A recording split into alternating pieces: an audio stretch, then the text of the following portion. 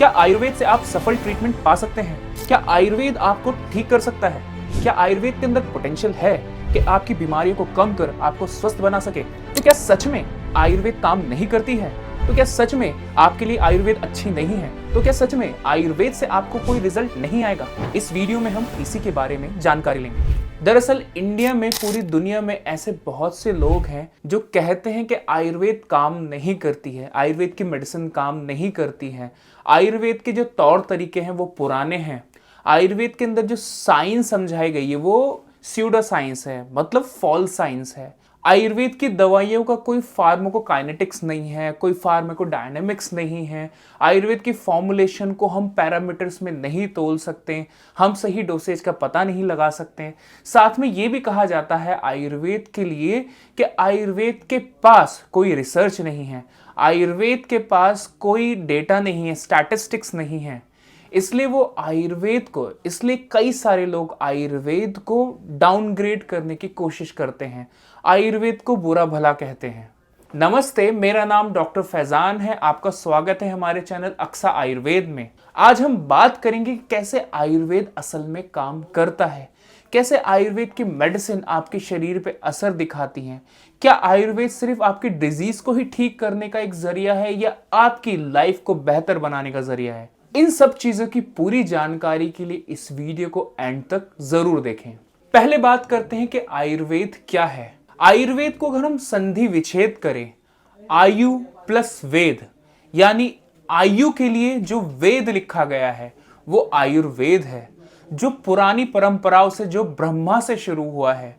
ब्रह्मा स्मृति आयुषु वेदम प्रजापति मजिग्रहत, यानी ब्रह्मा से शुरू होता हुआ और ऋषि मुनियों के पास आया, चरक के पास आया, सुश्रुत के पास आया, अष्टांग के पास आया, भेल के पास आया, माधव के पास आया।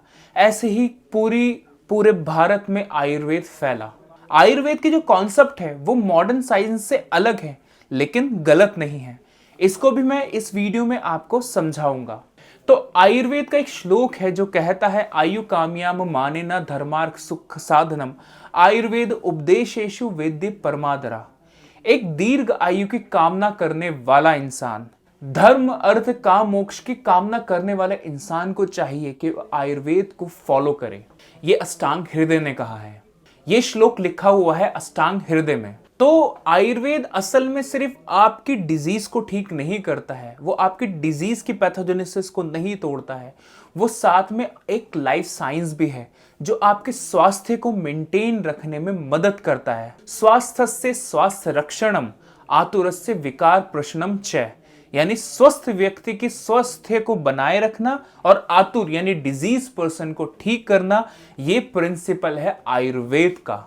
अब आयुर्वेद के बारे में थोड़ा और जान लेते हैं। आयुर्वेद का सिद्धांत कैसे काम करता है? आयुर्वेद का सिद्धांत आपकी प्रकृति और आपकी विकृति पर काम करता है, आपके दोषों के एनालिसिस करता है, आपकी धातुओं की एनालिसिस करता है। आयुर्वेद के हिसाब से शरीर में 3 प्रकार के दोष होते हैं जो हमारी बॉडी में सारी सर्कुलेशन, सभी तरीके के मेटाबॉलिज्म को कंट्रोल करके रखते हैं। वो 3 दोष हैं, वात, पित्त, कफ। वात का गुण है चलना, एक जगह से दूसरी जगह चीजों को बहा कर लेकर जाना। तो वात, जितनी भी सर्कुलेशन है, कंडक्शन है, नर्वस सिस्टम में जो कंडक्शन होती है, ब्लड की जो सर्कुलेशन होती है, या पोषण को यहां से वहां पहुंचाना होता है, वो सारा काम वात करता है। फिर इसके बाद आता है मेटाबॉलिज्म या फिर रीजनरेशन। पित्त की जो प्रॉपर्टी है वो गर्म है, हॉट है, वो आपकी बॉडी के अंदर रीजनरेशन को करता है, आपकी बॉडी को बनाने में मदद करता है, मेटाबॉलिज्म को बनाकर रखता है, सेल्स की माइटोसिस करता है। ये सारा काम पित्त का होता है। ऐसे ही बहुत सारा काम है, इसको हम इलेबोरेट नहीं कर सकते हैं सिर्फ एक वीडियो में। ऐसे ही कफ है, कफ का काम है प्रोटेक्शन करना, ऑर्गन की प्रोटेक्शन करना। साथ ही कफ का काम है धैर्य बनाकर रखना, स्थिर रखना हमारी बॉडी को फर्मनेस प्रोवाइड करना, स्टेबिलिटी प्रोवाइड करना। कफ को भी हम आगे किसी वीडियो में अच्छे से समझेंगे कि असल में कफ क्या है। तो 3 बेसिक हमारे ये हैं दोष जो बॉडी में काम करते हैं। ये तो बॉडीली दोष है। ऐसे ही हमारे दिमाग के, मन के दोष होते हैं, सत्व, रज और तम। सत्व असल में एक अच्छा दोष है, जिसका सत्व प्रबल होगा उसकी बॉडी अच्छे से काम करेगी। राजसिक जो दोष होता है वो चंचल होता है, और तामसिक दोष जो होता है वो डिप्रेशन वाला होता है, या आपको शांत रखने वाला होता है, नींद दिलाने वाला होता है। चाहे वो मन के दोष हो चाहे वो शारीरिक दोष हो, इनको इक्विलिब्रियम में रहना बहुत जरूरी होता है। इसके अलावा शरीर में हमारी 7 धातुएं प्रेजेंट हैं। 7 धातुएं कौन कौन सी हैं? रस, रक्त, मांस, मेद, अस्थि, मज्जा, शुक्र। ये सभी धातु हमारे शरीर को एक आकार देती हैं, हमारे शरीर को भौतिक शरीर बनाती हैं। अब देखो, कॉन्सेप्ट समझो जो ऋषियों ने बहुत पहले लिखा था और अब मॉडर्न साइंस में भी इस्तेमाल होता है। तो रस धातु से हम शुरू करते हैं। रस धातु हमारी पहली धातु होती है जो बनती है। जो किससे बनती है? पोषण लेने से बनती है। जब भी हम खाना खाते हैं, खाना जब खाते हैं हमारे इंटेस्टाइन में जाता है, इंटेस्टाइन में वो पूरी तरीके से डाइजेस्ट हो जाता है। तो आयुर्वेद के हिसाब से इंटेस्टाइन में जाकर, गृहिणी में जाकर वो 2 भाग में बढ़ जाता है, ये सार भाग और किट भाग। सार भाग जो होता है बॉडी के अंदर एब्जॉर्ब हो जाता है, और किट भाग बॉडी से बाहर निकल जाता है, जो कि एक वेस्ट प्रोडक्ट के रूप में होता है। अब ये जो सार भाग है ये एब्जॉर्ब होने के बाद पहली धातु बनाता है, जो कि है रस। रस को हम मॉडर्न साइंस में कोरिलेट करें तो प्लाज्मा, और प्लाज्मा ही वो फ्लूइड है जो पूरी बॉडी को न्यूट्रिशन प्रोवाइड करता है। यही मॉडर्न साइंस में एक्सप्लेन है कि हमारी बॉडी में बॉलस गया, बॉलस के बाद जो है वहां से काइल बना, काइल से काइम बना, फिर उसके बाद एब्जॉर्प्शन हुई, वेस्ट प्रोडक्ट अलग हुआ, फिर एब्जॉर्प्शन होके वहां से प्लाज्मा बना। तो समझ रहे हो, कहीं डिफरेंस नहीं है ना मॉडर्न साइंस की फिजियोलॉजी में ना ही आयुर्वेद की फिजियोलॉजी में।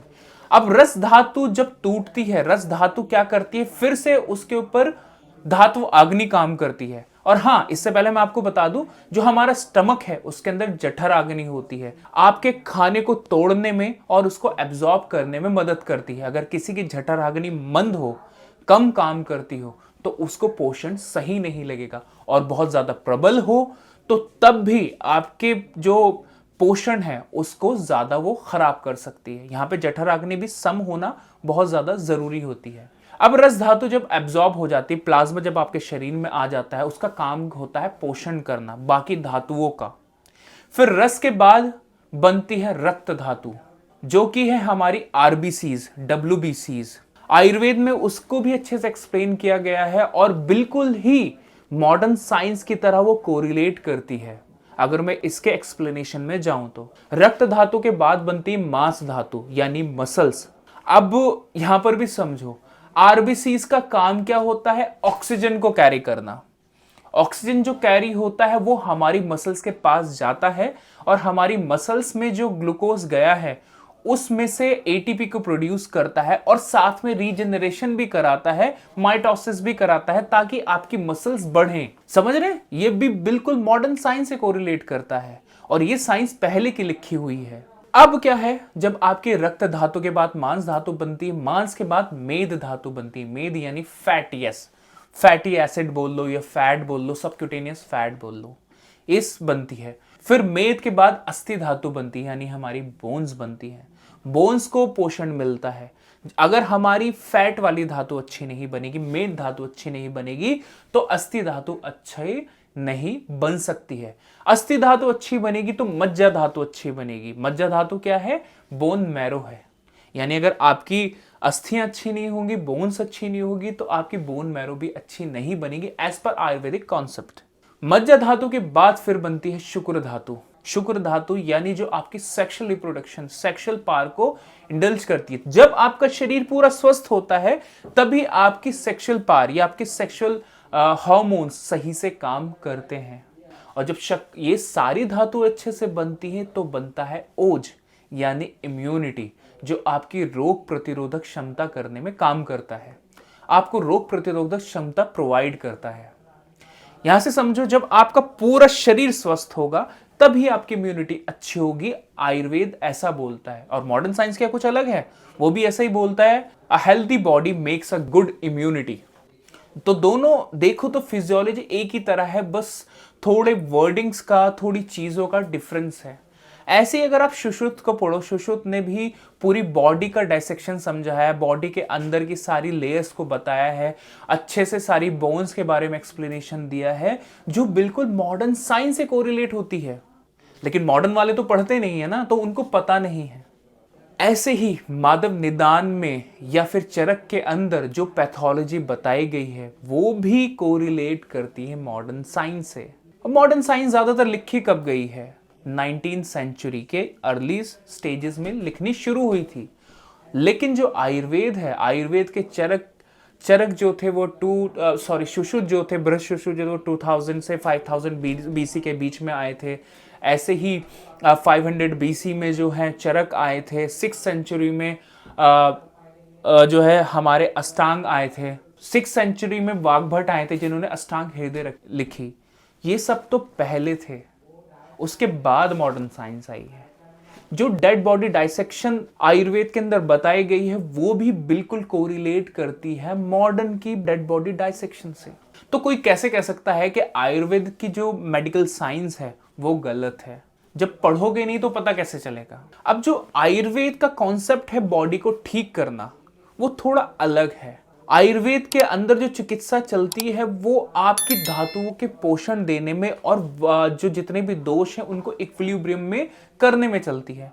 जैसे वात की जो प्रॉपर्टी है, अगर आपके शरीर में वात दोष बढ़ा हुआ है, हमने डायग्नोस किया कि आपके शरीर में वात दोष बढ़ा हुआ है, तो हम ऐसे आपको मेडिसिन देंगे जो आपकी वात को कंट्रोल कर दे।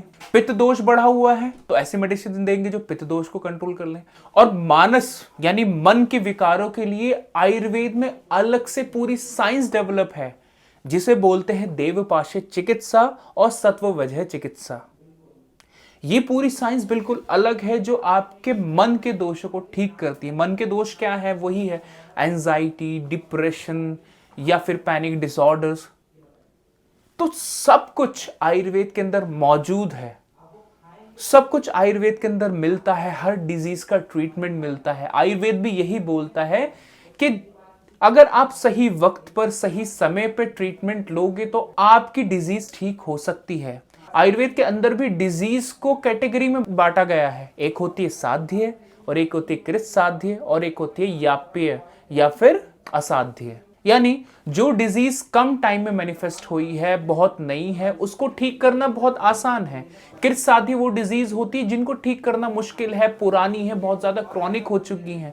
कुछ डिजीज ऐसी होती हैं जिनकी दवाई आपको प्रोलॉन्ग लेनी पड़ती है, आयुर्वेद में भी एक्सप्लेन किया गया और उसको कहा गया है याप्य। और कुछ डिजीज ऐसी होती हैं जो असाध्य हो जाती हैं, जो बहुत पुरानी होती हैं, जिसमें बहुत ज्यादा दोष इन्वॉल्व होती है और बॉडी बिल्कुल क्षीण हो चुकी होती है। तो ऐसा नहीं है आयुर्वेद भी सारी बीमारी को ठीक करता है।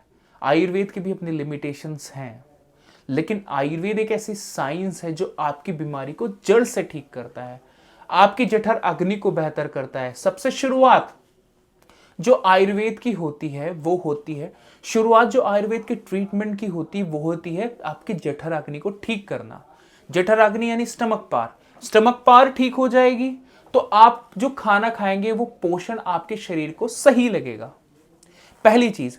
उसके बाद जो है आपके दोषों पर और धातुओं पर हम ट्रीटमेंट किया करते हैं। आयुर्वेद का ट्रीटमेंट चलता है जो आपकी बॉडी को रूट से बिल्कुल ठीक कर देता है। तो इस तरीके से आयुर्वेदिक ट्रीटमेंट काम करता है और आयुर्वेदिक ट्रीटमेंट ही एक ऐसा ट्रीटमेंट है जो डिजीज को बिल्कुल ठीक कर सकता है। ये नहीं कि मॉडर्न साइंस नहीं कर सकती, वो भी कर सकते हैं, लेकिन आयुर्वेद भी कर सकता है। आयुर्वेद के अंदर बहुत सारी ऐसी चीजें हैं जो कंट्रोल करनी मॉडर्न साइंस में थोड़ी मुश्किल होती हैं, जैसे रूमेटॉइड एरिथ्राइटिस हो गया, ऑस्टियोआर्थराइटिस हो गया, गाउटी एरिथ्राइटिस हो गया, किडनी डिजीजेस हो गई, हार्ट डिजीजेस हो गई, स्टमक रिलेटेड प्रॉब्लम्स हो गई, आईबीएस हो गया, अल्सरेटिव कोलाइटिस हो गया, कॉर्न डिजीज हो गई, पाइल्स हो गई। मतलब उसमें सिर्फ आप मॉडर्न साइंस में आप सिर्फ मैनेज कर सकते हो, लेकिन अगर आप सही टाइम पर आयुर्वेद के अंदर आकर इन बीमारियों का ट्रीटमेंट कराने लगते हो तो आयुर्वेद में आप बिल्कुल ठीक हो सकते हो। लेकिन ठीक कौन करेगा? एक अच्छा आयुर्वेदाचार्य ही कर सकता है, जिसको असल में आयुर्वेद के सही कॉन्सेप्ट्स पता हो।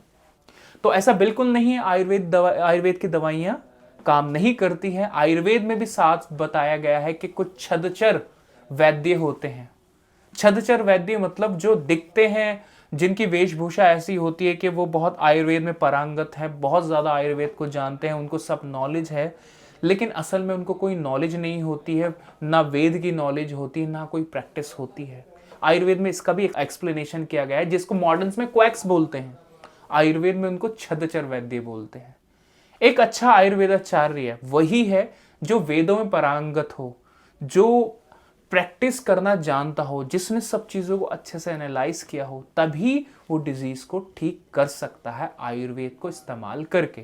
तो आयुर्वेद में अगर आपको रिजल्ट नहीं मिलते हैं तो हो सकता है आपको ट्रीट करने वाला ठीक ना हो, वहां आयुर्वेद गलत नहीं है। आशा करता हूं मेरी वीडियो आपको पसंद आई होगा और समझ में आया होगा कि आयुर्वेद असल में बहुत अच्छा काम करता है। हम आगे ही और ऐसे वीडियो लाएंगे जो अलग अलग से मैं जिन वीडियोस में अलग अलग से मैं आपको एक्सप्लेन करूंगा कि वात दोष क्या है, पित्त दोष क्या है, कफ दोष क्या है, बीमारियों का मैनिफेस्टेशन आयुर्वेद में कैसे होता है और आप कुछ आसान तरीकों को इस्तेमाल करके उन बीमारियों को कैसे ठीक कर सकते हैं। तो हमारे चैनल को सब्सक्राइब